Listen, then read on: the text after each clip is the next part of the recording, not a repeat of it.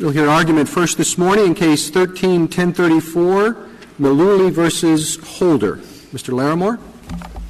Mr. Chief Justice, and may it please the Court, the initial goal of this appeal was to reverse a single Board of Immigration Appeals decision that changed the removability analysis for drug paraphernalia convictions.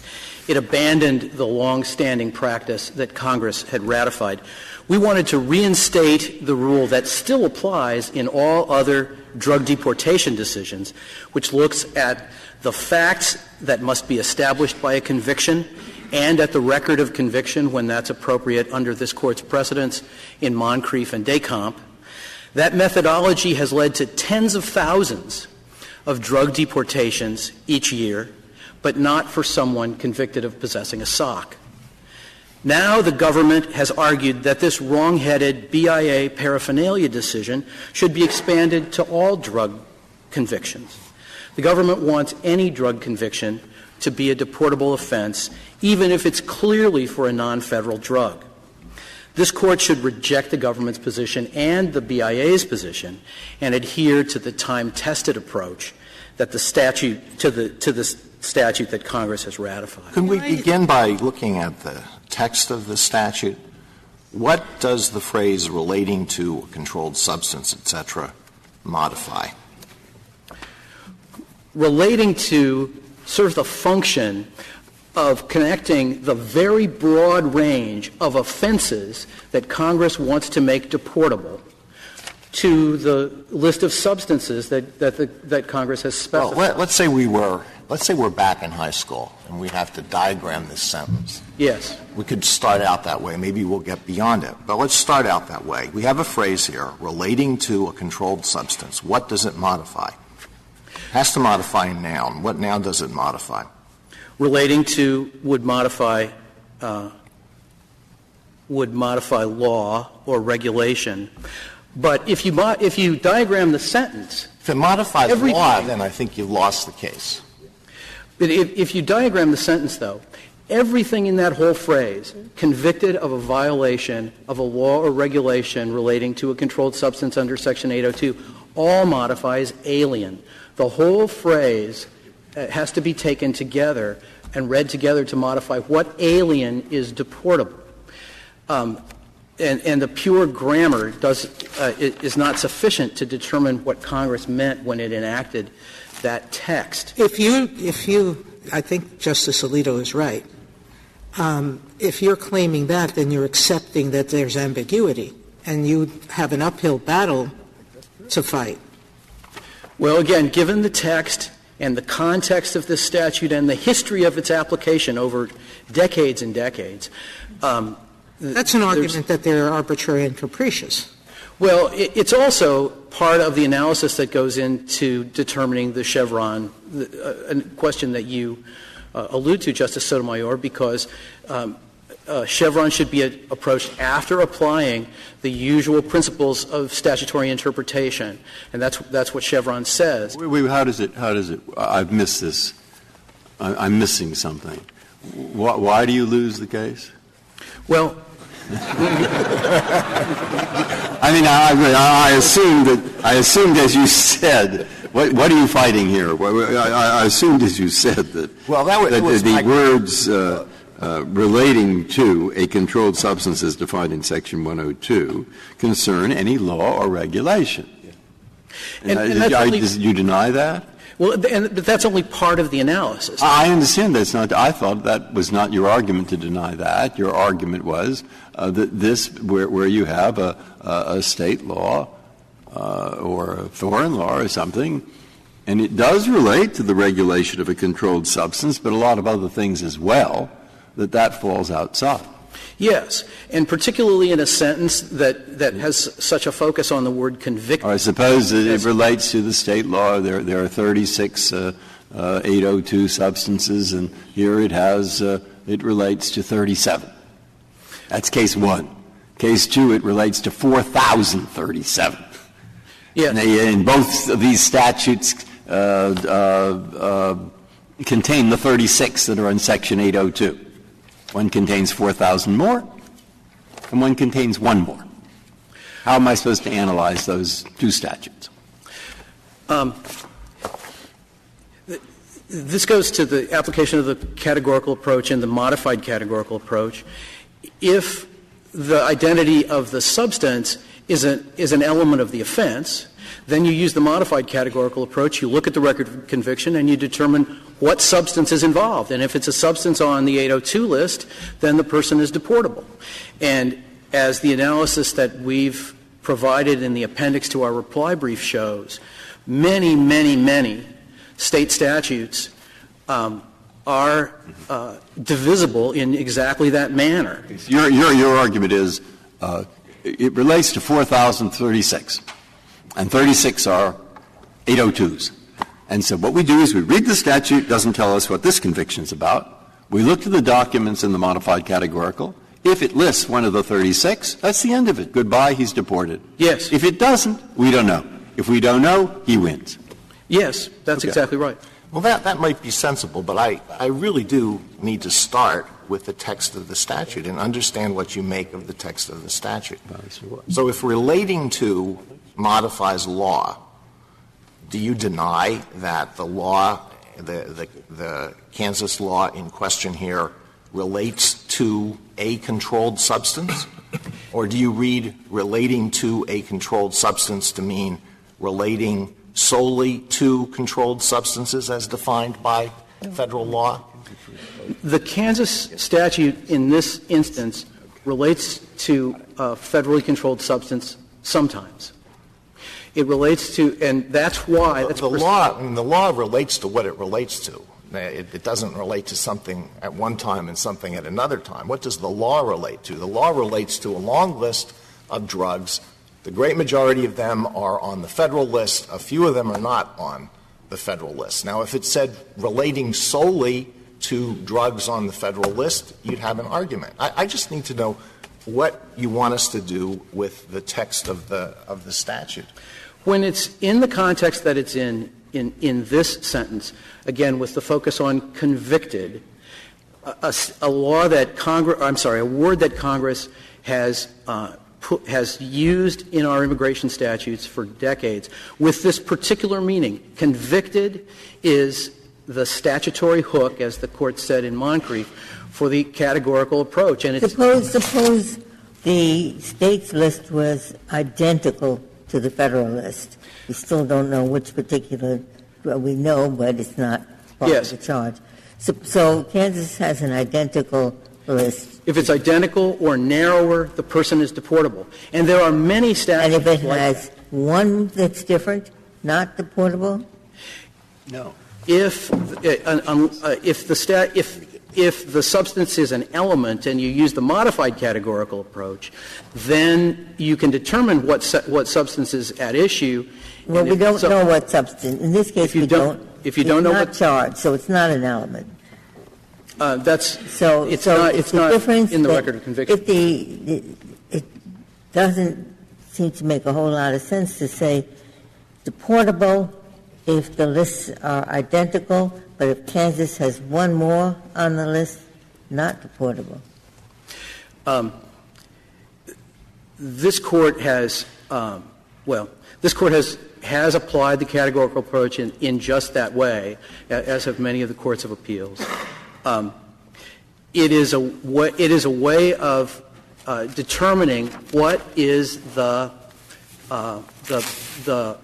the person was convicted of, because you look at the facts that must be found for the conviction, and it's a mode of analysis that's been used in the immigration laws. I mean, that's lovely, but it doesn't get you around the question that Justice Alito asked: what is the law? May I make a suggestion? Certainly, Justice Scalia. Perhaps the law.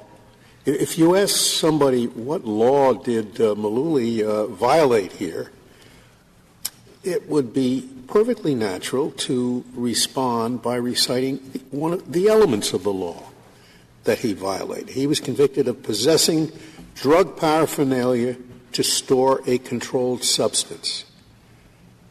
And so also with any other violation of a law that names a number of controlled substances. If you ask what law did you violate, he was, I violated the law that made it unlawful to have marijuana, or that it made it unlawful to have cocaine. It seems to me you've got it. You have to divide the word law and the word regulation up into the component elements of the law or regulation before you can reach the result that you would like to reach. Yes, and is that a good suggestion? Yes, Your Honor. And in our view, that's precisely the work that's done in the statute by the word conviction and its association with the categorical approach. Mr. Larimer, that's the framework. That is one way of looking at it, but might I suggest that you gave in a little bit too fast to Justice Alito, that the phrase relating to a controlled substance has to modify law? It's very true that usually in grammar, a phrase like that would modify the last noun, which in this case is law. There is another noun in this sentence, which is violation. And can I suggest to you that maybe, if you read this entire provision, it's pretty clearly talking about violation, because here's the way it reads. It's convicted of a violation of any law relating to a controlled substance other than a marijuana offense. Other than a marijuana offense. Now, it just doesn't make any sense to say a law relating to a controlled substance other than a marijuana offense. What makes sense is to say a violation of law other than a marijuana offense. So this last phrase, other than a marijuana offense, which is an exception. And so you say, what's an exception to? The offense is an exception to the violation. So the violation is the key word doing the work in this phrase. Yes. And law really has to be in the sentence to support states, United States, and foreign country. Otherwise, that, which is an important concept in the law, couldn't be sensibly It certainly is possible for relating to modify violation. It's an awkward way of phrasing it, but that is possible. It's a noun. It could modify that. So what would the violation be? Is the violation then is not — the violation, I take it, then would be the alien's conduct, what the alien did. I think that's right. I think that's Is that right?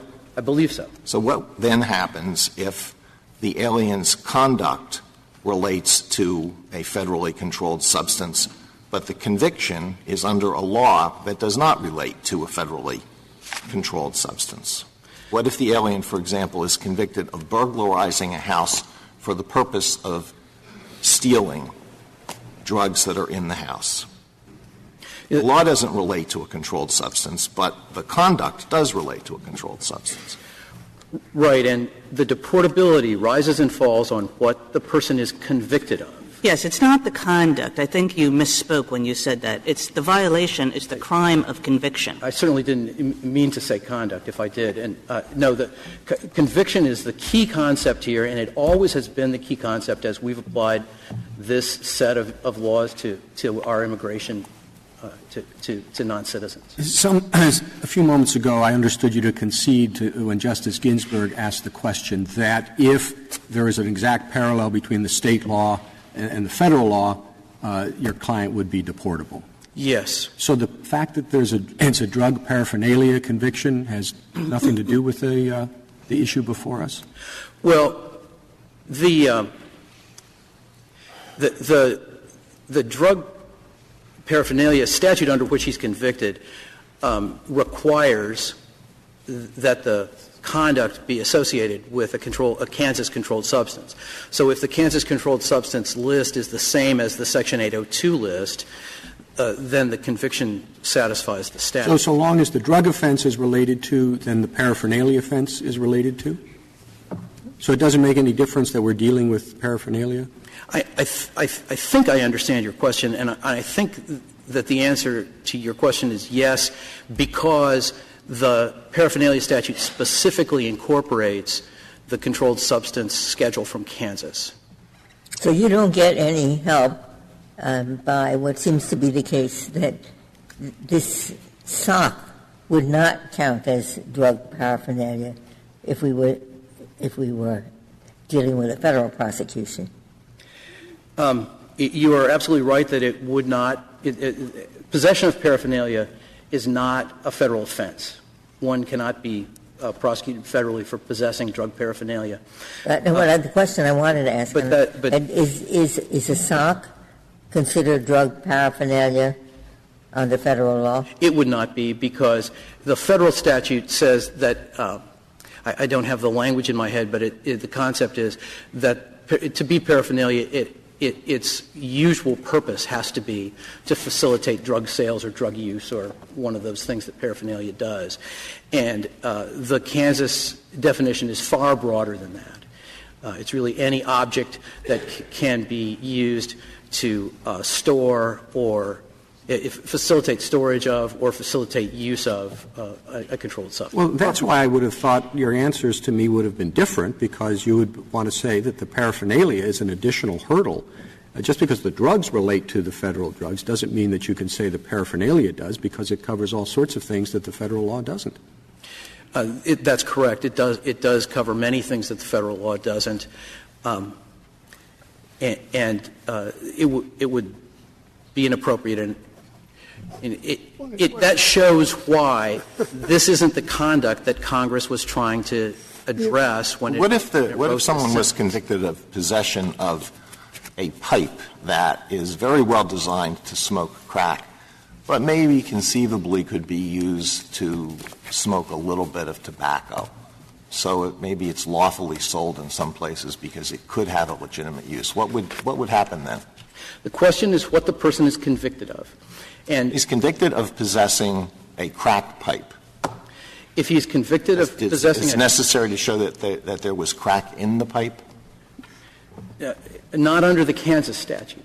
Kansas statute just says that the object has to have been used or is intended to be used. Well, in your view, in order to make this count as a deportable offense, would it be necessary to show that there actually was crack in the pipe or that he actually used the pipe to smoke crack? Not the way we read the statute.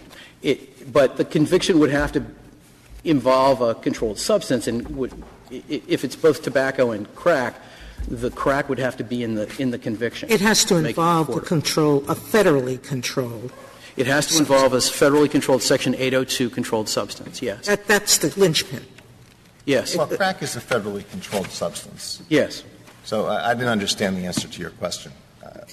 Would the crack pipe itself be enough, or do you have to show actual crack?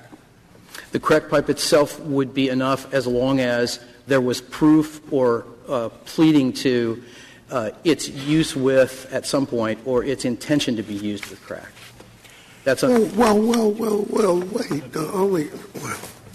Only using the modified approach so that you would show it was intended to be used with crack. But on its face, if the Kansas statute still covers crack, yes, but a lot of other stuff. That is correct. That alone would not support the conviction, would it? That is. You'd have to go to look to see what he was actually convicted of. Right. And our analysis, again, as I point to that lengthy appendix, is that the great majority of state statutes that cover the primary drug activities, manufacturing, sale, and possession, are divisible statutes and would be subject to the modified categorical approach. There are also many statutes that fit within the federal 802 schedule under the categorical approach. There are state statutes that outlaw marijuana possession, that outlaw narcotic possession in ways that the statute just fits within the categorical approach, but the modified categorical approach is what may apply most of the time, and it would. And really what we're doing here is I'm making this argument about the modified categorical approach to counter the government's policy argument, which is that our perspective would cut back on the number of people who could be deported for drug violations, and that's just not so. In fact, the Board of Immigration Appeals has been applying the law the way we say it should be applied for all non-paraphernalia offenses for decades, and it always is deporting, if you look at their own statistics, 30,000, 35,000 people a year for drug offenses. So it's not the approach that we are advocating here, that has been used for many years, is not something that brings a halt to drug deportations. Drug deportations have been happening all along under the approach that we suggest. The government is really reading the law here to encompass all drug convictions, and it would be odd for that argument to be correct, given that the statute makes this reference to Section 802, which is only federally controlled substances. You can't really reconcile that with the Section 802 reference. The government's position reads that out of the statute. The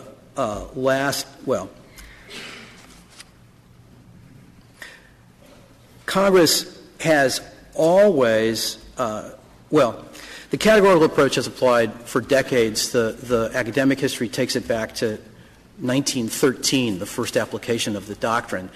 And Congress has been aware of that approach to the law, that approach to applying the law, has continued to pass statutes that use the word convicted, which is what embodies the categorical approach. And under the application of that principle that we are advocating here, Congress has amended the statute numerous times since it was put into the form it's in now, which is 1986, in a way that signifies its ratification of the approach that we're suggesting. Congress has not only been aware of the categorical approach, but also has, since the outset of the statute, controlled the list of drugs that are deportable.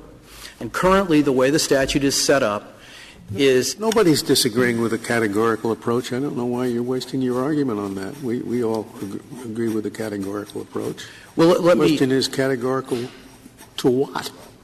That's the issue. Well, and just to differentiate what we're saying from the government's position, which they also argue is a species of the categorical approach, we're talking about the categorical approach as it has traditionally been applied, where the elements of the conviction have to be compared to the generic federal statute or to the statute of when you say categorical approach, you mean the modified categorical approach. You're not in a jurisdiction like Kansas or in any foreign jurisdiction that has a list of controlled substances that is a little bit broader than the federal list, lists at least one or two that are broader than the federal list. The pure categorical approach would never result in removal. Am I right? In a removable offense. That's not correct. How would it? You'd say the person was convicted of selling a drug that is categorized, that is on a list or part of a list. That would be the element of the offense. But so you would have to look beyond that to see which particular drug. That's the modified approach, is it not? Many states, including Kansas, have some statutes that don't invoke their entire schedule. For example, a marijuana possession statute that stands alone. That would fit under the categorical approach. That's not his hypothetical. His hypothetical is a statute that includes one drug which is not on the federal list. I misunderstood. Then under the categorical approach, that person would not be deportable. As we've shown, we think that most of those statutes would be analyzable under the modified categorical approach. Yes. Congress always has retained control over the substances that can lead to deportability. Under the current statute, it's opened up the conduct, the kinds of crimes that are deportable, allowing those to be crimes defined by the states, defined by the United States, or defined by foreign countries, as long as they relate to the federal crimes. And that is shown by these substances that are on the state schedules, that are not on the federal schedules, could be on the federal schedules if the Attorney General determined that they were serious enough drugs, that they were dangerous enough drugs. Some of the substances on the Kansas schedule, TFMPP, which is a hallucinogen, for example, have been on the federal schedule but have been removed from the federal schedule. So these indicate that they're substances of the sort that the government has not thought to be significant enough to even involve in federal crimes. Counsel, if we, just to move you along, if we agree, do you agree with the government that if we find the government's distinction between drug trade offenses like the paraphernalia statute and drug possession and distribution offenses unreasonable, do we remand to the board? And if not, why not? And if you want to save it and answer on rebuttal, you can. Well, I think that the BIA has had its chance to state its position, and it has carved out that this drug trade exception is really a drug paraphernalia exception. Nothing fits within drug trade except for drug paraphernalia. The things we ordinarily think of as drug trade, like selling and trafficking, are not part of the drug trade exception. So the BIA has had its chance to construe the statute. And I'd like to reserve the remainder of my time. Thank you, counsel.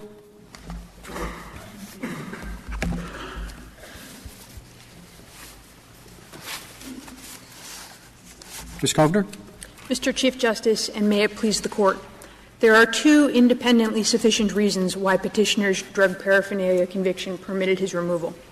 The first is that federal law allows the removal of an alien convicted of violating a law relating to controlled substances, and state drug laws that cover hundreds of federally controlled substances, in addition to some additional drugs, are laws that relate to federally controlled substances. What if the state law covers controlled substances entirely different from the federal law? Maybe they figure the feds can take care of that list. We're just going to have a law with these. Does the state law relate to controlled substances? We would say it does not relate to controlled substances as defined in Section 802, which is the full statutory phrase. I don't understand that. You're doing the flip of Justice Ginsburg. So how many drugs on that list have to relate to 802 drugs for it to relate generally? We would concede along the lines of Justice Breyer's hypothetical that if you have a state law that controls 6,000 state-controlled substances and one federally controlled substance. How about substance, half and half? Wait, what was the answer? If you have that law has the kind of tenuous relationship to federally controlled drugs that the Court has said is not a relating to relationship. It doesn't say more than tenuously related. It says related to. Where are you smuggling in the tenuously?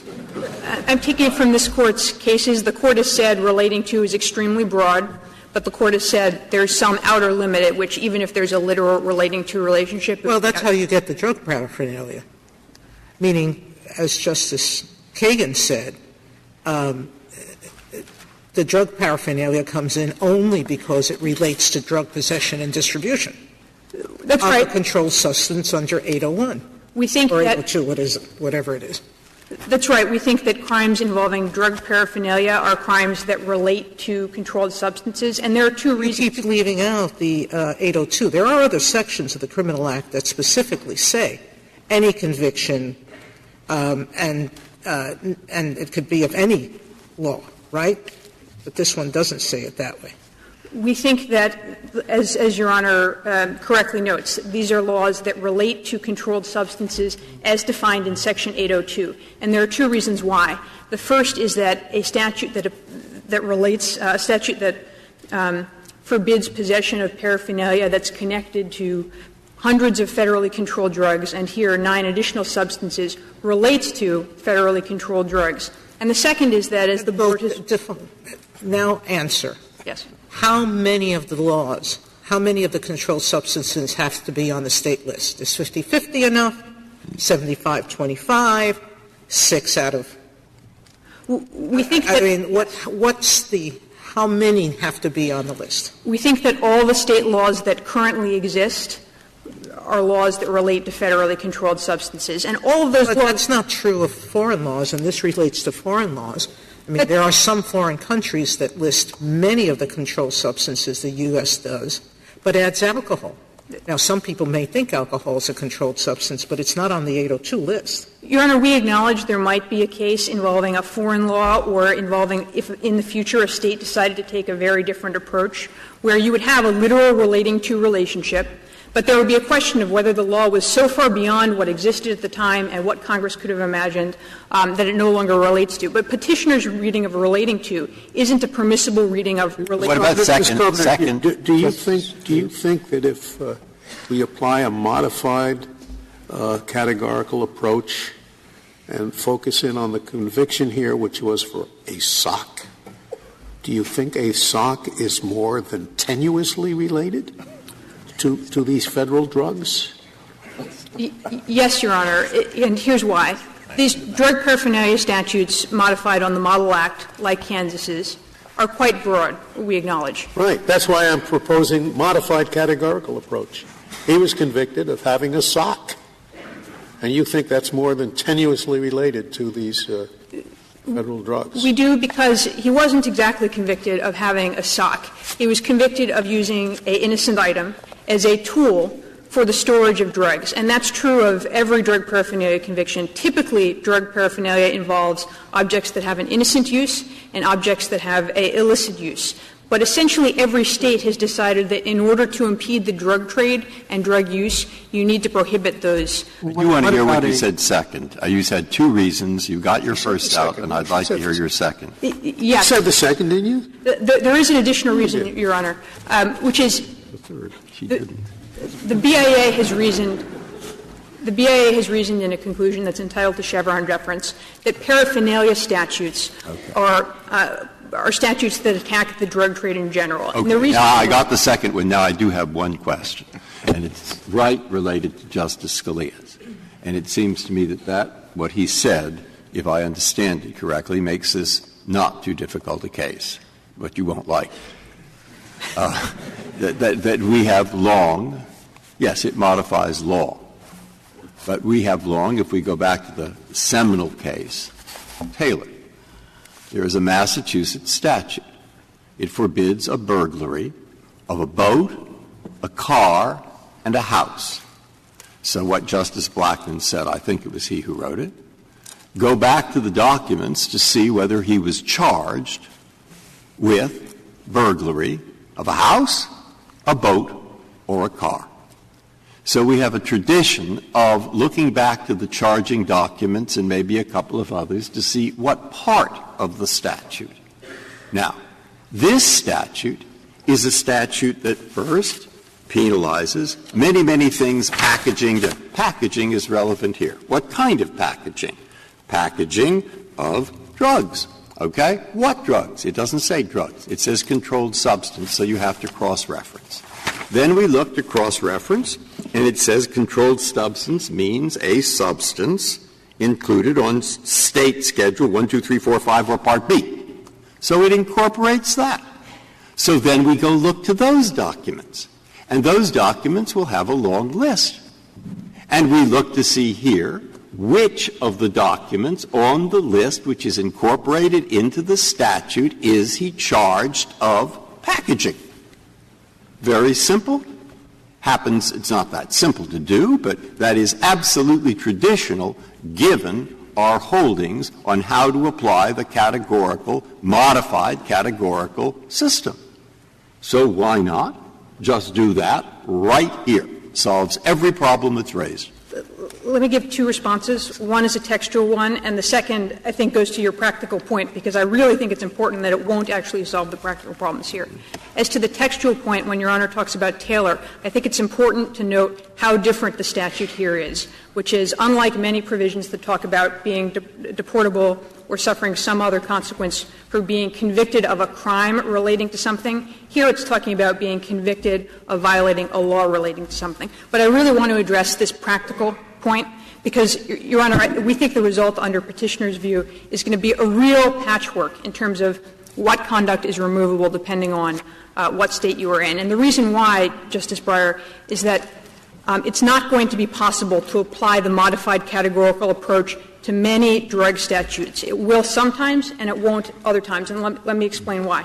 For instance, here, under this statute, it appears, and under paraphernalia statutes generally, there will typically not be a requirement of a finding or an admission of what particular drug you intended to use the item with. If I understand the way the law works, right, Ms. Kovner, that is true of paraphernalia drugs, that they're indivisible with respect to the controlled substance.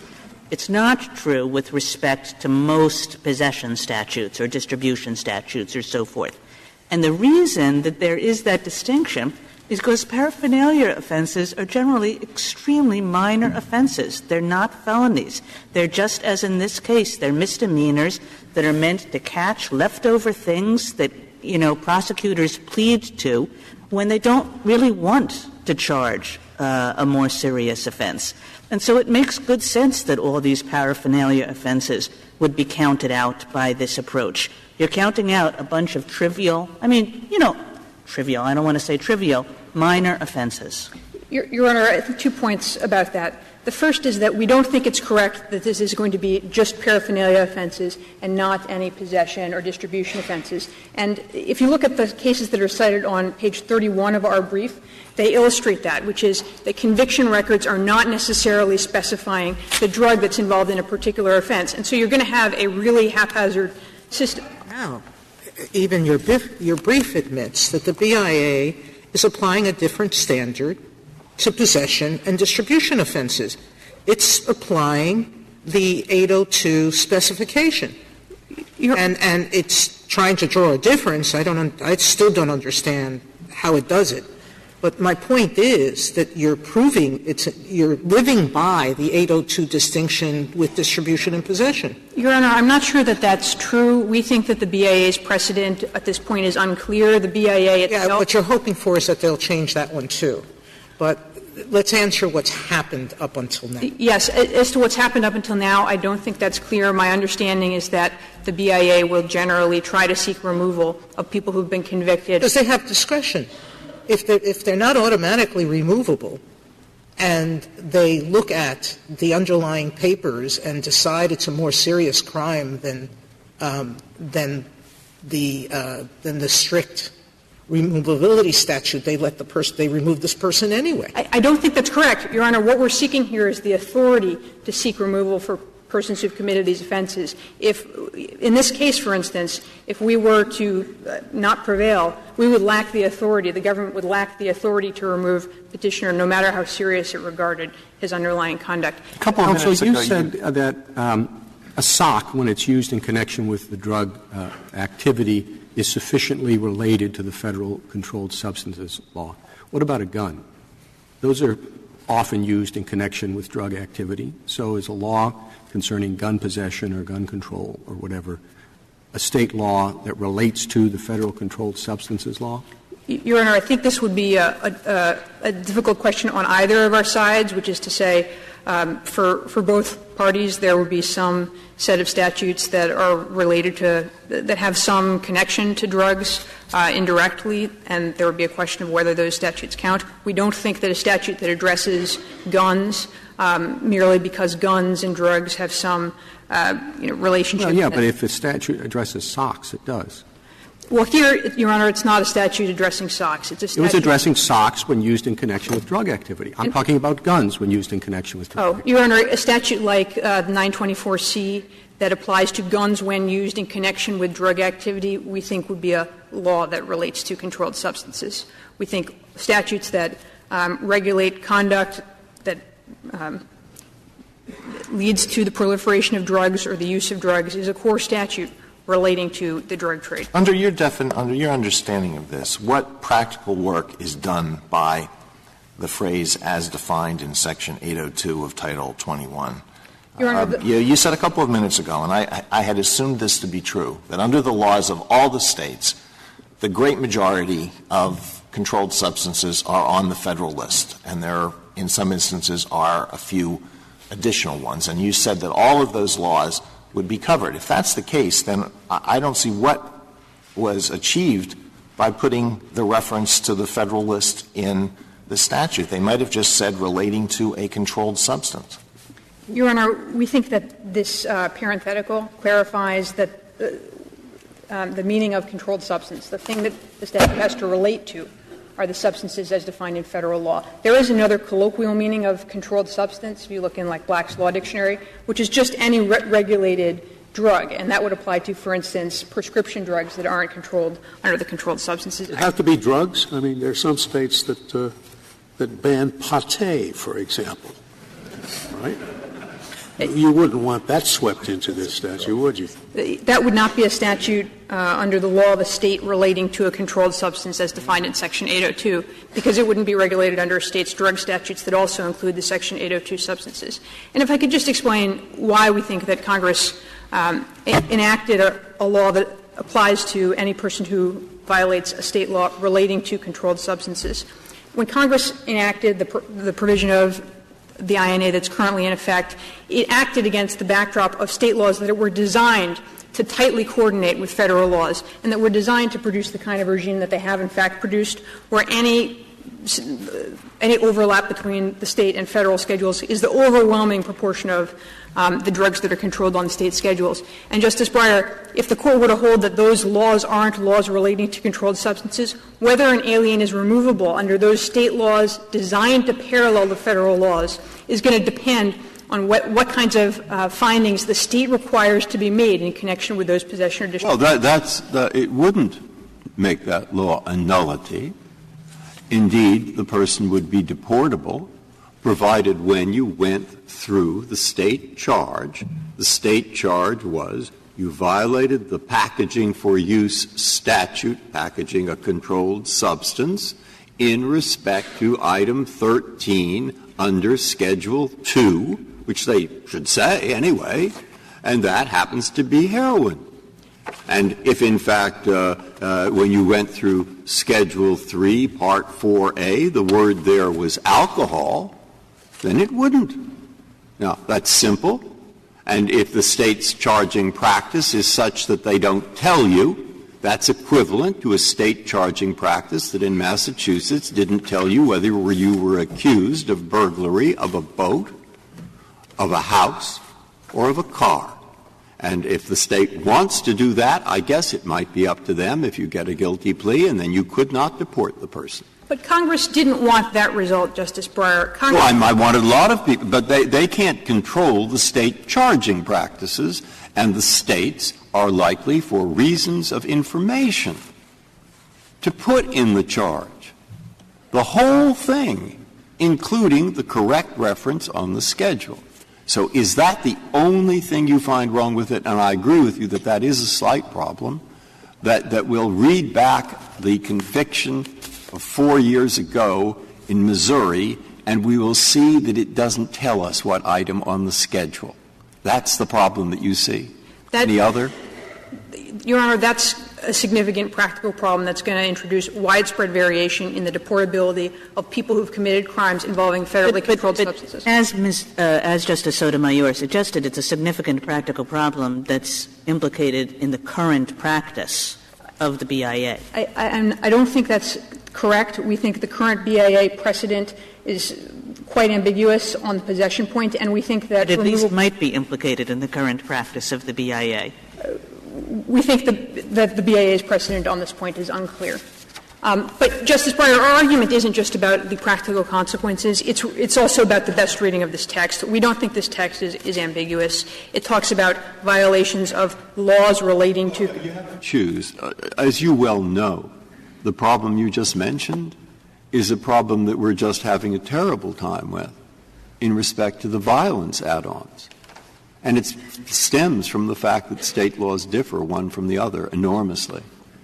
So we either have that problem, or we have the problem of you have a general statute and which does it apply more to and so forth, or you have the problem of do you look, as I think Justice Kagan's approach would do, you look at the individual facts of the case and require them to prove it out again. I don't see how we escape one serious problem or another. I agree, and let me propose that there are those difficulties under either approach. Let me tell you why I think this is the best approach here. The first is, I think the text signaled that Congress chose our approach here, and the text is different from many other similar provisions. The second is that there's It's exactly like it. When Congress intended to say, and I can point to at least 3 provisions, when it wanted to say any controlled substance without reference to 802, it said any controlled substance. And when it wanted to limit it to 802, it defined the controlled substance as being listed in 802. Your Honor, so it knows how to differentiate the two. The textual contrast that we find most revealing here is that there are provisions of the INA that talk about being removable for a crime related to controlled substances. And then you would do the categorical approach just as you're proposing. But let me just mention the practical reason why we think our approach is preferable, Justice Breyer, and why we think that Congress chose it, which is that Congress acted against the backdrop of state drug laws like Kansas's, which weren't states just enacting random lists of substances as their controlled substances. These laws are designed, as Congress put it, as an interlocking trellis to closely relate to federal law. And so I would think that the history works against you in the following way, because the prior statute here was a statute that listed all these federally controlled substances. And that eventually got to be impractical. There were too many of them. They kept changing. And so Congress went to this approach. But it was clear in the old statute that the only way that you could be held deportable was if you had been convicted of an offense, possession or distribution or whatever, with a federally controlled substance. And there's no reason to think that in enacting this statute that Congress meant to do something broader than that. There's every reason to think it wanted to do the exact same thing. If you're convicted of a controlled substance, of possession of a controlled substance, you're deportable. If you're not, if it's only Sudafed, you're not. Your Honor, I don't think that's correct. Congress, in the prior versions of the statute, did specify particular acts that your conduct had to involve, and also specified a narrower list of substances that your conduct had to relate to. But I don't think it's clear that Congress believed — there's nothing in the legislative history or other documents to suggest that Congress believed that relating to language meant involving. No, but the question is, when Congress makes a change like that, which we know is a change for a particular reason because the list of substances was getting out of control, it's very much like yesterday's case. I don't know if you're familiar with that, but Congress makes a change for one reason, does not make any suggestion that this change is supposed to do something else and something much bigger, which is extend this deportability provision to controlled substances that aren't part of the federal list. There's just no reason to think that Congress did that in making this change. Your Honor, the relating to language, which is a very broad language, is within the prior statute, and it's within the statute now. We don't think there's an indication that Congress read that statute narrowly in the prior version. We think the plain meaning of that language is quite broad. Your Honor, let me just mention there is a second reason that we've talked principally about the first one, but the BIA is also entitled to Chevron deference for its separate reasoning pertaining to paraphernalia. The BIA has, for many, many years, reasoned that there are some crimes that are related to the drug trade in general, not necessarily to any individual substance. And the earliest case on this was a case about — Spinoza came out when? The case I'm thinking of is Martinez-Gomez from 1972, which talks about essentially opening a drug den. And they say that's a crime that doesn't necessarily relate just to any individual substance. It bears a relationship to all substances. And then Martinez-Espinoza more recently, the Court — That was a federal crime, though. It had to relate to a controlled substance on the federal list. All drugs on the federal list.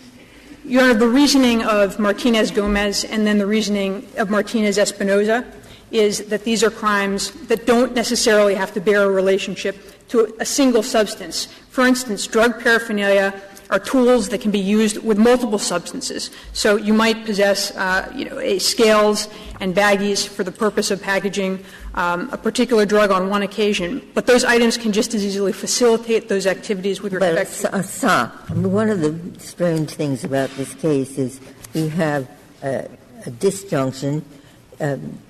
Assault doesn't count as drug paraphernalia under the federal law, but it does under the state law. It means any container. And then to take that state law, suppose we we have a conviction for one of those drugs that's not on the federal list, just for possession of that drug. And then we have another conviction where that drug is inside a sock and it's for drug paraphernalia. So in the one case you would say not removable if it's just the substance itself. In the other case, because of the sock, it becomes removable? Your Honor, I agree that I think a strange feature of this case is that it involves an item that's not usually thought of as drug paraphernalia. I think the classic paraphernalia items and the ones you see most often prosecuted in Kansas and in other states are things like hypodermic needles and scales and substances that are used to mix with drugs before sale. And I think it's easiest to see in that case why the BIA's reasoning makes sense, which is those items, when they're possessed by somebody in connection, even with a state-controlled drug, I don't think that's the important point that Justice Ginsburg's making. She's saying, under federal law, this person can't be convicted for that drug. That's not a drug on the federal list, but it can, or the state list, but can be convicted under your theory for possessing the stock and that non-illicit drug in the sock. For possessing the sock, and I think it's easiest with that particular unscheduled item. And I think it's easiest to see why the BIA drew this conclusion when you talk about the more classical tools of paraphernalia, which is if somebody possesses scales and distribution baggies and cut in connection with a state-controlled substance, say a synthetic marijuana item that's not federally controlled at the time. Those are tools that could be used in connection with a federal drug as well. And so the BIA reasoned that there are certain crimes that involve conduct that could facilitate the distribution of one drug just as easily as another. Do we even know that this is a proper conviction under Kansas law, that the Kansas statute actually means what it's been interpreted here to mean? That if the petitioner pled guilty to this, I think because he got a break, because he could have been charged with something if, in fact, he had Adderall, which is a federally controlled substance. He could have been charged with something more serious. So he pled to this misdemeanor. But it's really hard to believe that the Kansas statute actually regards as drug paraphernalia anything that is used at any time to contain a controlled substance. Suppose somebody buys marijuana or some other drug and it's in a plastic bag. So that the plastic bag is that's one violation. Person puts it in a pocket, that's another violation. The pocket is drug paraphernalia. Takes it out of the pocket and puts it in the glove compartment of the car, that's a third violation. The car is equipment that's used to store it. Takes it out of that, puts it in something. It can't really mean this, but we don't have state court interpretations. That's right, and if I could just make two brief points about that.